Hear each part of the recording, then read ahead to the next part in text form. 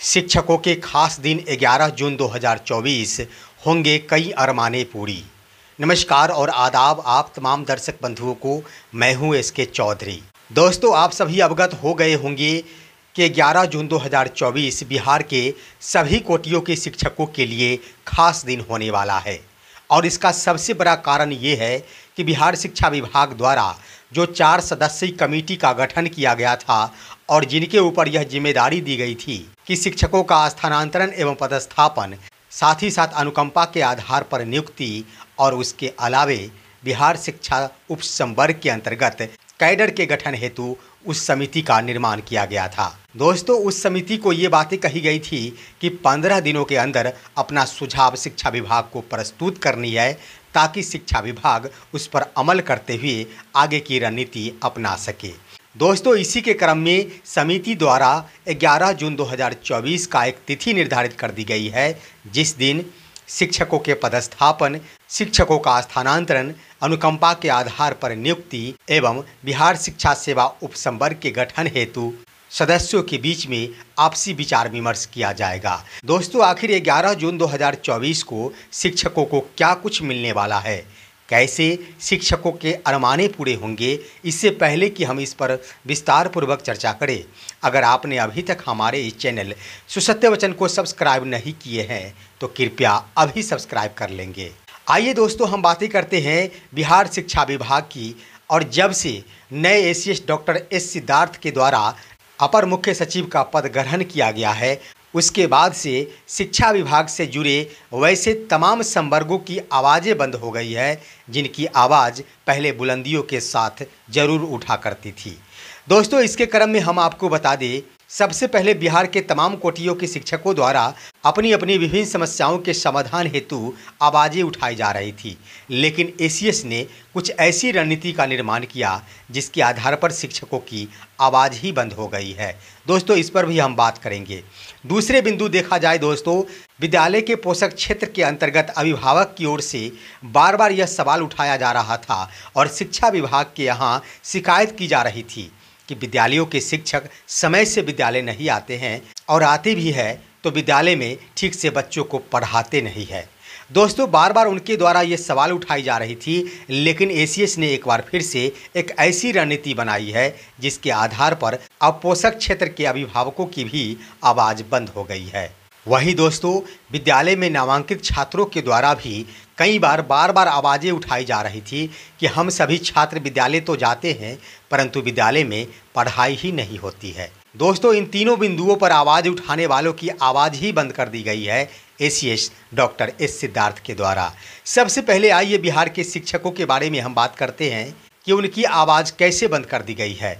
दोस्तों, आपने देख लिया कि बिहार में ऐप के माध्यम से शिक्षकों की उपस्थिति बनानी शुरू कर दी गई, लेकिन बिहार के शिक्षकों द्वारा इसका विरोध कतई नहीं किया गया और बिहार के शिक्षक सहर्ष इसे स्वीकार करते हुए 90% से ऊपर की संख्या में शिक्षक प्रतिदिन अपना अटेंडेंस ऑनलाइन के माध्यम से बना रहे हैं। दोस्तों, समय से शिक्षक विद्यालय भी जा रहे हैं और समय से विद्यालय से वापस भी लौट रहे हैं, लेकिन शिक्षकों को एतराज कहीं से भी नहीं है। इसका कारण ये है कि एसीएस डॉक्टर एस सिद्धार्थ ने आते आते सिर्फ यही बात कही कि हम शिक्षकों की पुलिसिंग नहीं करेंगे। उन्होंने कहा कि हमारे शिक्षक ईमानदार है और शिक्षकों के लिए बेहतर सोचना हमारा फर्ज बनता है। इसी के लिए उन्होंने समिति का गठन किया था और उस समिति को यह दायित्व दिया कि मुख्य रूप से स्थानांतरण और पदस्थापन के मुद्दे पर कि 15 दिनों के अंदर रिपोर्ट शिक्षा विभाग को सुपुर्द करे ताकि शिक्षा विभाग इस पर आगे की कार्रवाई कर सके। दोस्तों, इसी के क्रम में 11 जून 2024 तिथि निर्धारित की गई है जिस दिन समिति के सदस्यों की बैठक है। दोस्तों, उस दिन मुख्य रूप से शिक्षकों का पदस्थापन, स्थानांतरण और अनुकंपा के आधार पर होने वाली नियुक्ति पर विचार होगी। दोस्तों, इसके क्रम में हम बता दें, जहां तक जो आसार कह रहा है, निश्चित रूप से बिहार के शिक्षकों को ऐच्छिक पदस्थापन और ऐच्छिक स्थानांतरण का लाभ मिलेगा, क्योंकि शिक्षा विभाग द्वारा तमाम शिक्षकों को इस बात के लिए परखा जा रहा है कि वास्तव में शिक्षक जो कि वर्तमान में अपने घर के निकट के ही विद्यालय में पदस्थापित है, क्या निकटवर्ती विद्यालय होने के कारण वे समय से विद्यालय जाते हैं या फिर नहीं जाते हैं।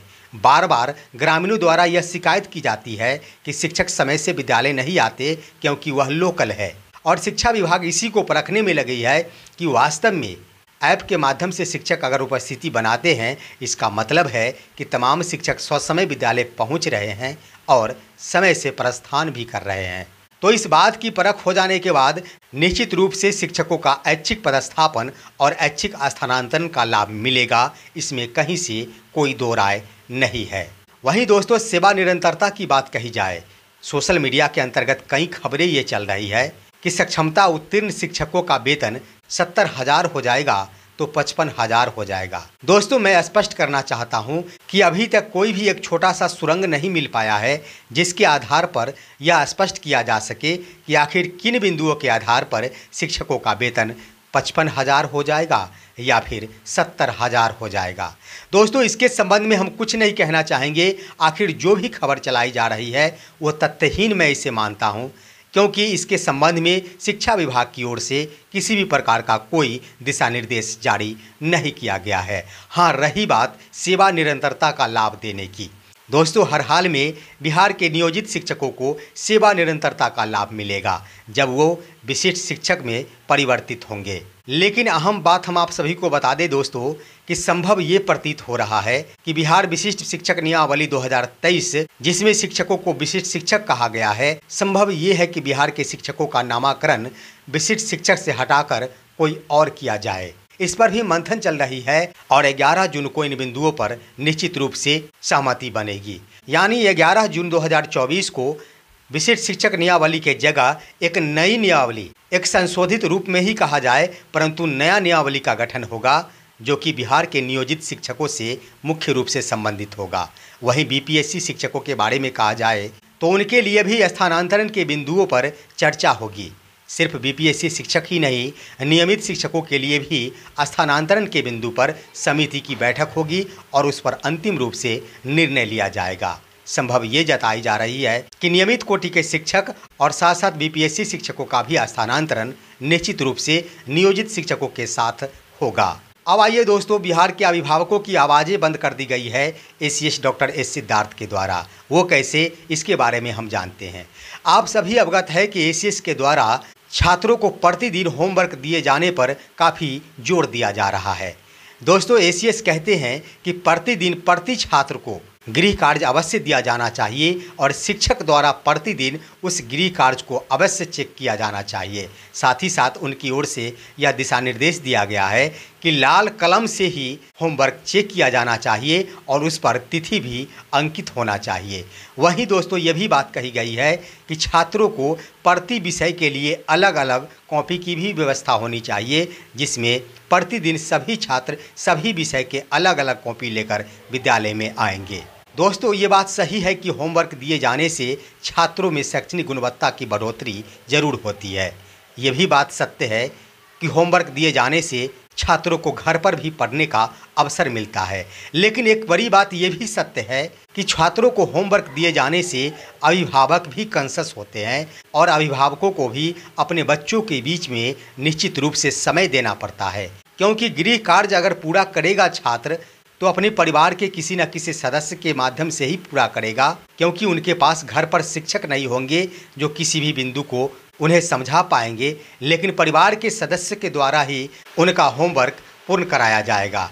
दोस्तों, इससे स्पष्ट ये हो जाएगा कि अभिभावकों को भी पता चलना शुरू हो जाएगा कि वास्तव में विद्यालय में पढ़ाई हो रही है या फिर नहीं हो रही है, क्योंकि अभी तक अभिभावक सरकारी विद्यालय में अपने बच्चों को भेज तो देते हैं और सारे के सारे दायित्व सरकारी विद्यालय के प्रधानाध्यापक और शिक्षकों पर ही सौंप देते हैं। आखिर छात्रों की पढ़ाई के लिए अभिभावकों की क्या भूमिका होनी चाहिए, इन बातों को वो समझ नहीं पाते हैं। इन बातों को वही समझते हैं जिनके बच्चे आज किसी निजी विद्यालय में नामांकित है और वहाँ शिक्षा ग्रहण कर रहे हैं। प्रतिदिन अभिभावकों को समय से अपने बच्चों को विद्यालय के गेट तक छोड़ना पड़ता है और छुट्टी होने के बाद उन्हें विद्यालय के गेट से लाना भी पड़ता है। इतना ही नहीं, प्रतिदिन होमवर्क भी कराना पड़ता है। अगर होमवर्क छात्र पूरा नहीं करता है तो विद्यालय की ओर से अभिभावक के पास फ़ोन कॉल जाता है और उनको ये बातें कही जाती है कि आपके छात्र के द्वारा प्रतिदिन होमवर्क पूरा नहीं किया जाता है। इसका मतलब है अभिभावक का ध्यान छात्र के ऊपर नहीं है। दोस्तों वहीं विद्यालय में नामांकित छात्रों के द्वारा भी कई बार ये आवाज़ें उठाई जाती थी कि हम सभी विद्यालय में तो जाते हैं परंतु विद्यालय में पढ़ाई ही नहीं होती। अब जब शिक्षकों के द्वारा प्रतिदिन छात्रों को होमवर्क दिया जाएगा उसके बाद ही स्पष्ट हो पाएगा और छात्र ये समझ पाएंगे कि वास्तव में विद्यालय में पढ़ाई हो रही है या फिर नहीं हो रही है। जब प्रतिदिन 8 विषय में होमवर्क दिए जाएंगे और सभी विषयों का होमवर्क पूरा करके ही छात्रों को विद्यालय तक आना है, अन्यथा उस छात्र के लिए भी अभिभावक के पास शिकायत की जाएगी। तो इन बिंदुओं के आधार पर भी वैसे छात्रों की आवाज़ें बंद होने लगी है जिनके द्वारा ये कही जाती थी कि विद्यालय में पढ़ाई ही नहीं हो रही है।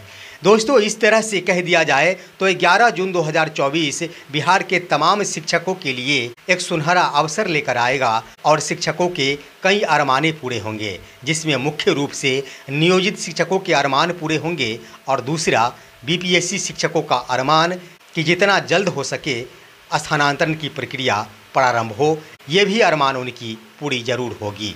तो दोस्तों ये थी आज की अहम खबर। आप सभी हमारे इस वीडियो को लाइक करते हुए तमाम दोस्तों के पास शेयर करेंगे और अब दीजिए अपने ही दोस्त SK चौधरी को इजाज़त। जय हिंद, जय भारत।